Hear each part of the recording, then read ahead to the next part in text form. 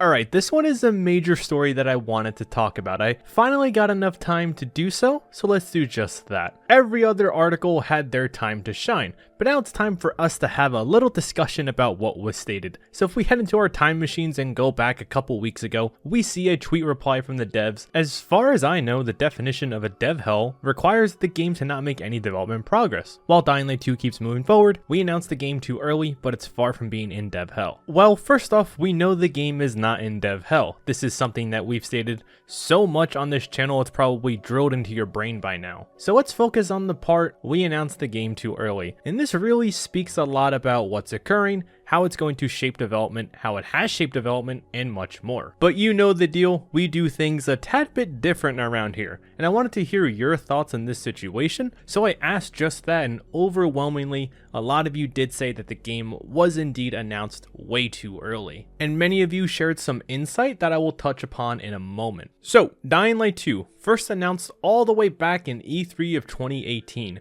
3 years after the release of the original, 2 years after their major DLC, The Following. And right now, we are 3 years over from that 2018 announcement. So what was the good that came out of it? Now, aside from a confirmation that a sequel is coming, getting people's hopes up and starting up some hype, their announcement allowed for more options for community input. And this is a major thing to really help shape the development on this game, so things such as early features, animations, parkouring abilities, and much more allowed for the opportunity to be criticized. Granted, when they showed off footage, it was very early work. For example, you saw things in the trailer such as the parkour not being as polished as it should be. And this was one of the many things that people gathered together and raised awareness for. This allowed for opportunities for the community to speak out and bring awareness on certain issues. The community can influence certain things, help development by giving suggestions, which Techland already allows for on their community Discord. Anyone can go into and make suggestions to be added into the game. If we never had a confirmation of a sequel coming,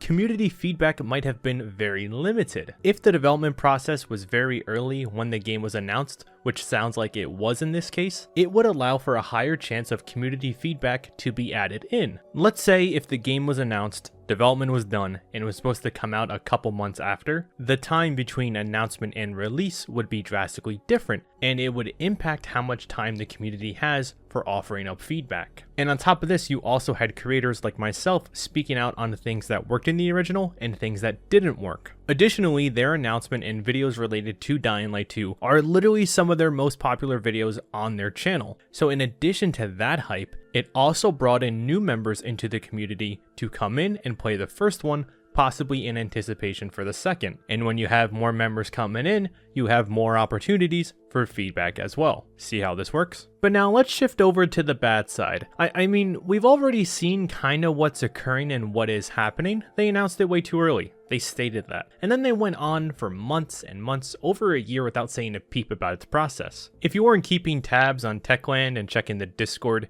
you wouldn't really know much about the game's process. Therefore, community and internet response has kind of been not in favor of Techland until very recently. People used their silence against them. They weren't really ready to talk about their game just yet. They'd rather spend their time working towards finishing it up. I mean, look at what we've had. It's been 2 years since we've had a major gameplay showcase, and things could be looking very different if they just held off maybe a year after to announce their game. Think about it, the first showcase could have been in E3 2019, then a bigger gameplay reveal in 2020, and then a release in 2021, which is kind of where we're at now. Instead, we got a bunch of clickbait, cringy, oh the game's in development hell videos, and all of those could have been reduced significantly if they held on a tad bit longer before announcing it. What made things kinda worse was when they delayed it indefinitely. If they held and waited until at least 2019 to announce their game, they would have had a greater focus and better understanding on that possibility of Techland's original 2020 date. A little bit more patience and time from Techland